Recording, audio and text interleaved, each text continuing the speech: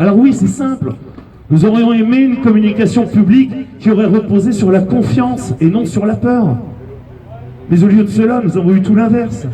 La peur, l'infantilisation et la menace permanente du duo confinement-vaccin.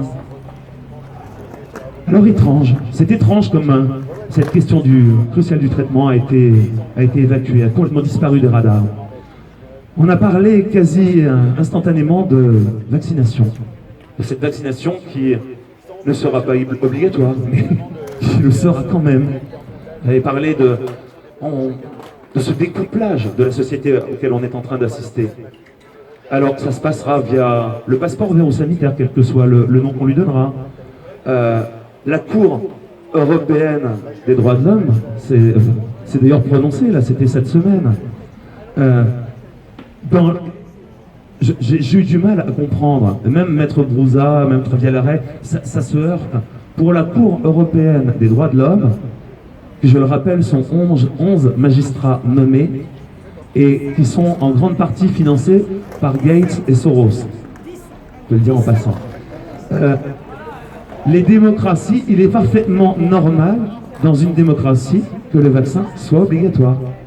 C'est un arrêté là de la Cour européenne des droits de l'homme cette semaine. Écoutez bien, dans une démocratie, il est normal que le vaccin soit obligatoire. On y arrive, hein? On y arrive tout doucement. Alors, pas d'obligation, nous dit-on, pour l'instant. Sauf qu'il faudra renoncer à vivre et à travailler normalement dans ce nouveau monde, d'après la grande réinitialisation. Alors certains vont se battre avec nous, et d'autres, hélas, vont se soumettre. Nous n'acceptons pas ce choix. Il y a une maladie, nous devons parler de la question toujours de la prévention et du traitement. Et pas juste d'une façon de découper la société en deux, avec d'un côté les vaccinés et de l'autre les parias. Et d'ailleurs, nous sommes de plus en plus nombreux à avoir des interrogations sur ces vaccins développés dans un temps record par ces labos bienfaiteurs de l'humanité. C'est du poison. On va y venir, oui, on va y venir, effectivement. Labos dont nous gardons à l'esprit la longue liste de condamnations en justice pour corruption, surdosage ou surfacturation.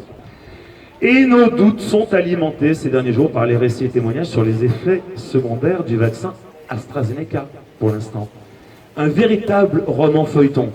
65 ans, 55 ans, les jeunes, pas les jeunes, malades, pas malades, les marins-pompiers de Marseille qui ont arrêté la vaccination parce qu'ils tombaient tous malades, ils étaient tous en arrêt maladie, pareil dans certains centres hospitaliers en Bretagne et à Toulouse.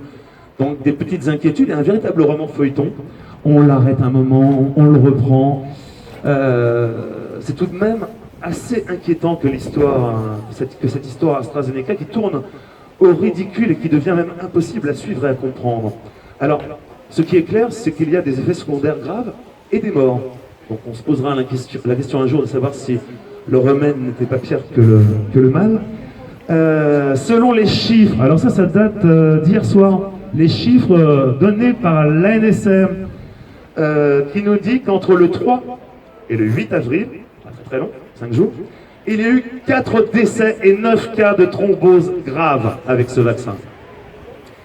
Alors nous demandons ici la suspension définitive de ce vaccin AstraZeneca en France et un état des lieux transparent sur les effets secondaires graves des autres vaccins Covid, et pour en citer le vaccin Pfizer notamment. Pfizer et son fameux bond technologique avec l'ARN messager, une thérapie génique utilisée pour la première fois de façon massive. C'est le jeu dans lequel nous sommes le cobaye. Alors, oui, peut-être faudra-t-il encore attendre pour ce vaccin, pour découvrir l'œuvre de ces apprentis sorciers, attendre quelques mois, ou peut-être plus grave, quelques années, pour constater d'éventuels effets sur les générations futures. Car pour ces vaccins, nous avons une chose à l'esprit aujourd'hui. Je le disais, c'est nous qui sommes les cobayes. Et si encore ils étaient efficaces? Et là, nous avons eu le PDG de Pfizer lui-même qui nous apprenait, je crois que c'était avant-hier, c'est juste invraisemblable, il nous apprend que les personnes ayant reçu son vaccin contre le Covid-19 auront probablement besoin d'une 3e dose d'ici 6 mois à 1 an, puis sans doute d'une injection chaque année, afin de mieux lutter contre les variants.